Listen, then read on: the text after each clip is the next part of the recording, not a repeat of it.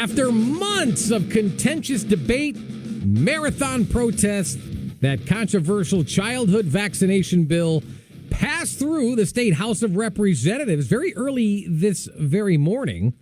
Lawmakers in the House debated the bill for more than 17 hours. They started, oh my goodness, yesterday morning about 10 a.m. and they wrapped up around 3 a.m.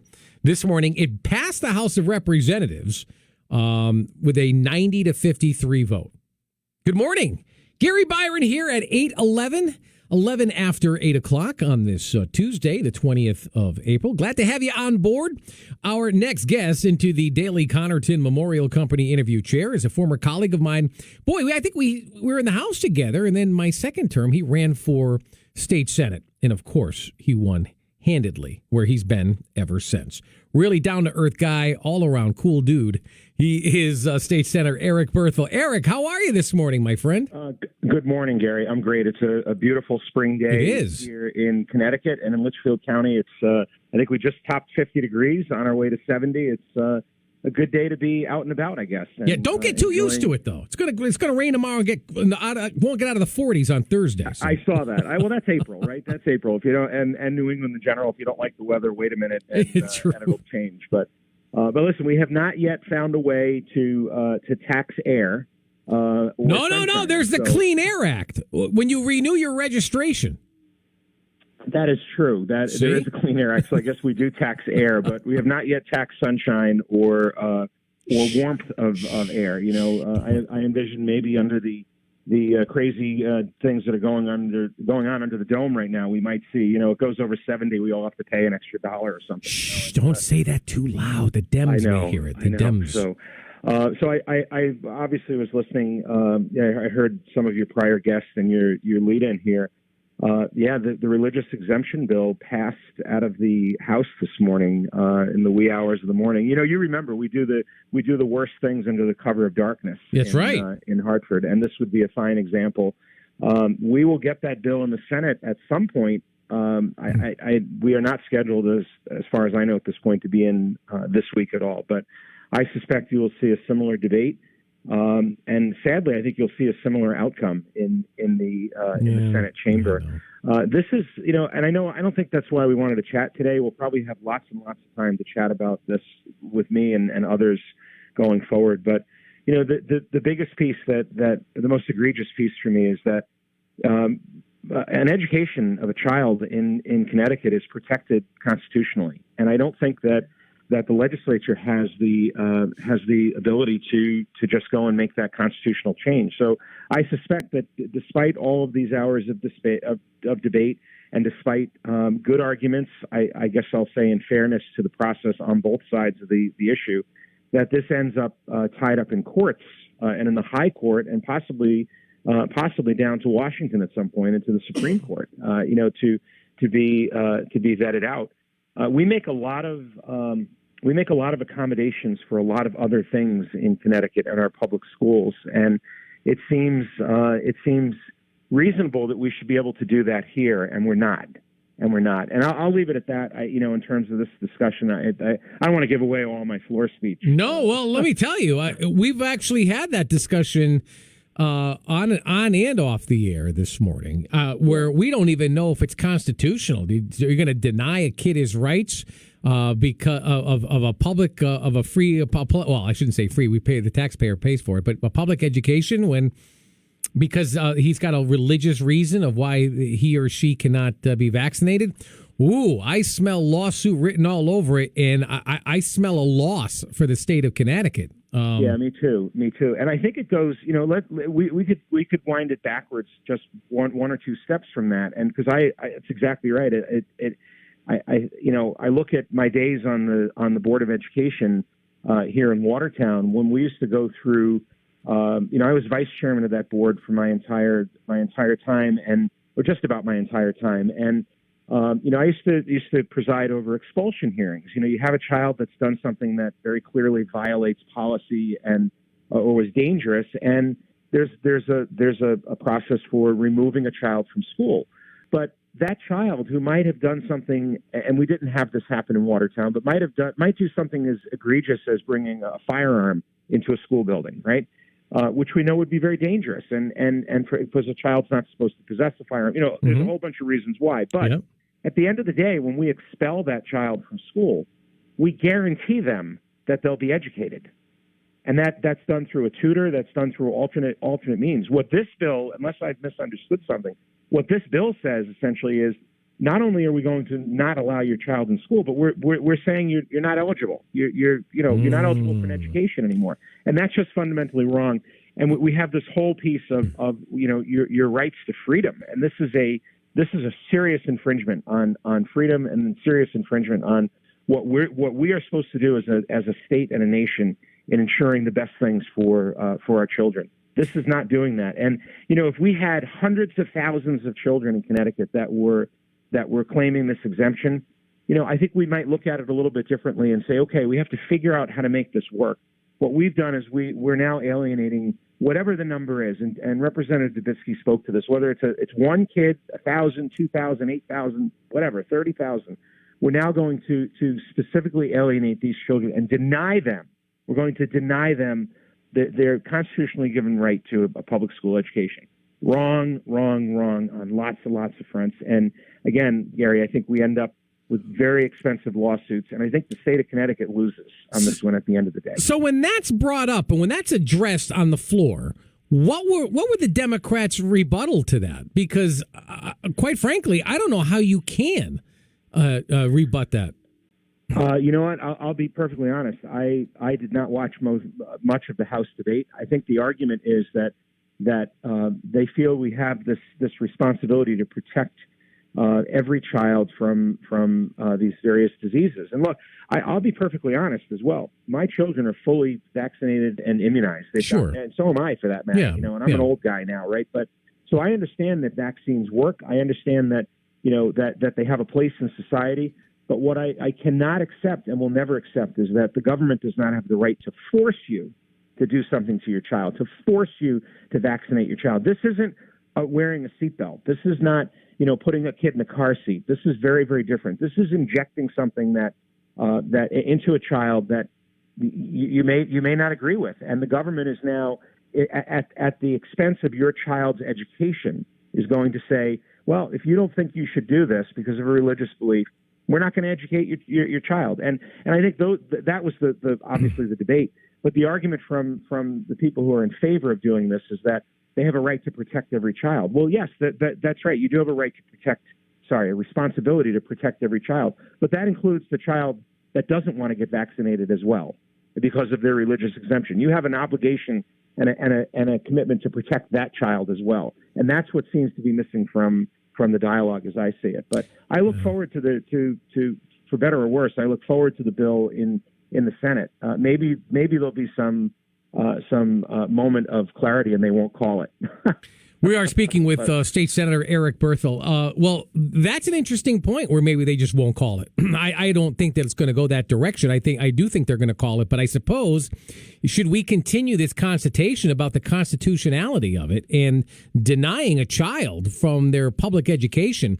As I was telling you a little while ago, boy, do I smell a lawsuit or several lawsuits there. And I see I see the state losing those lawsuits and footing the bill for it and paying big time. So really, maybe the Senate should reconsider whether or not they want to bring this bill up. And I can't believe that issue will not be brought up on the floor of the Senate. It was brought, I believe. Right, Doug Dubitzky, Representative Dubitzky brought it up in the House, on the House floor. And I think that will continue in the state Senate as well. And then we have all these other we have all this other stuff that's out there right now. I was just looking at the calendar. 50 days. We have 50 days, 50 before we are required to gavel out sine die, the end. Nothing left.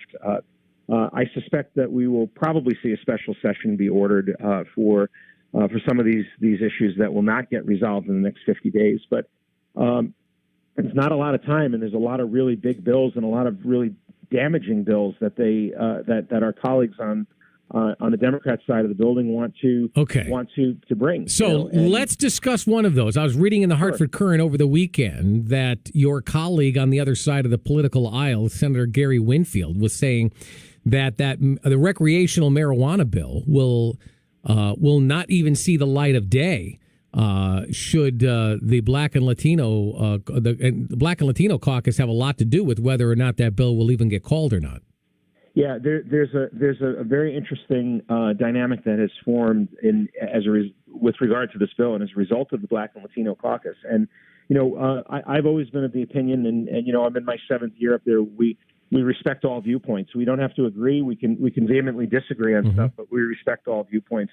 And I think that once again we find ourselves with legislation or an attempt to legalize recreational adult use of marijuana in Connecticut up against some really I'll say good issues, if you will, and concerns. And I have not spoken with my colleague Senator Winfield regarding his feeling about this bill, but we have to stop looking at in Connecticut a recreational marijuana bill as a revenue generator.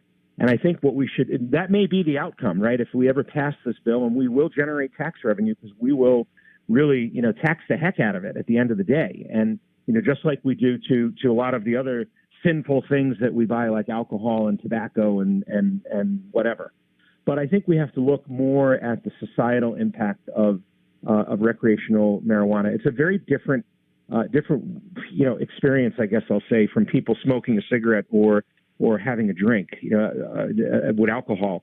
We will, because we've seen it in other states, we'll see an increased use amongst young people of marijuana. And I don't know that from a societal standpoint that we're okay with people, walking around intoxicated from smoking marijuana. And, in my district, I represent a slightly older district in terms of the age of the population. I have quite a few people my age and seniors who are looking at this and saying, this is not what we should be doing to this next generation. And let's freely admit one thing, though, here, Gary, in the dialogue. There's a huge, huge black market in Connecticut for the sale and delivery of marijuana. It's not like it doesn't exist. It's not like it's already among us. But when we go and we make the most important part of the dialogue in Connecticut, how much money can we generate for the cost? Well, the revenue stream that should not be the reason. Listen, many people say it's a gateway drug, and for some it is, and for others it isn't. No more, no less than, let's say, even alcohol. Right. Alcohol can theoretically be termed as a gateway as well. And there's far more severe ramifications of being intoxicated under alcohol than there is under marijuana. And I'm not trying to get into the weeds of this debate. But no pun intended, right? Right, exactly. And no pun intended with the weeds. On 420, nonetheless, on 420, that's right. Yeah, that's right. This is the day. That's right, 420. I forgot about that. But again, that will be if that bill should see the light of day and make the floor of either chamber, I think you'll see a very robust and long debate, just like we did yesterday, and like we will see, on the religious exemption bill, and like we'll see on that same bill in the Senate. This is not just an easy. We're going to change something from, a statute or something to make an adjustment. We can pass it in a minute or two. I think there's hours and hours and hours of debate in both chambers with very valid concerns on both sides. And I don't ever want to diminish that as a good legislator, or I think part of being a good legislator. I don't know if I'm a good one or not, but. Come on. Don't sell yourself short here, Eric. I served with you in the House. You were fantastic. That's why, listen, that's why you became a senator. You are a great legislator. And I appreciate that. And, having humility and being humble is part of the job, right? You know that very well. But my point is that, it's okay to have these long debates. And I think that while someone will ultimately be very happy or very sad with an outcome, or angry with an outcome, or joyed with an outcome, we have to allow these debates to happen, because both sides, we're hearing they're not, though. Well, in some of the committee meetings, we've seen that happen, and that's unfortunate because of the in part because of the time we're living in, where we can't possibly be in the same room together, right? We're just scared to death, right? And well, yeah, but then but it's also because you brought up public hearings that when they get capped off after 1 hour. When I was up there serving with you, Senator, we never had a cap off time. It went until it ended, until everybody had an opportunity to speak. And this is all new. On the religious exemption bill itself, there were, I want to say there was something like 1,700 people signed up that never got to testify on that bill because they actually had gone to 24 hours. And the Democratic chairs of the committee said, we're done. We're shutting it down. And that is the most egregious part. It is. When you look at this entire process for this year so far, that right there is the most egregious part of this. How dare a legislator who has the authority as a chair on a committee says, we're done. We're tired. We've done 24 hours. We've heard enough. What could the remaining 1,700 people have to say? That is so fundamentally wrong, so fundamentally un-American and ungovernment. This is not the way the government is supposed to work. They should still be in that public hearing. If it took weeks to hear everybody, they should have heard every single person, and they didn't. And that's what, if you want to be angry about something, people that are listening to your show this morning, I don't care what side they were on, for or against the bill, but a whole bunch of people, not 10 or 15, even that would be wrong. Thousands of people were denied their right to be heard in a public hearing, which is arguably the most important part of the entire process that any bill goes through, is that public hearing, the voice of the people being heard. That's what we do as legislators. We are their voice in Hartford.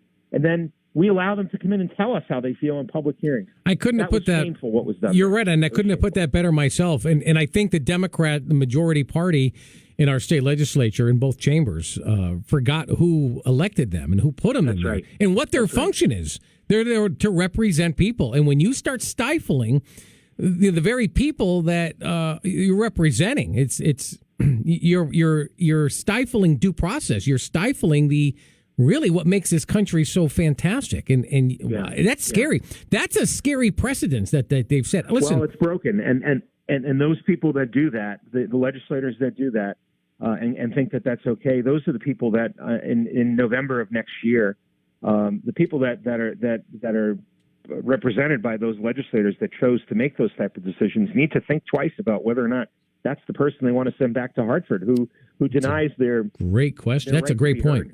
Yeah, Roberto, who's watching this on Facebook, says maybe the senators proposing the vaccination bill should be sued directly. Wow. Roberto, hey, listen, I know you've got a Zoom meeting that you need to catch in 1 minute at 8:30. So go ahead. Thank you for being with us this morning. Thanks, Gary. Always a pleasure. Look forward to talking to you again before the end of the session. The pleasure's always mine, and I look forward to that as well. State Senator Eric Berthel, you do the same, my friend. Now, listen.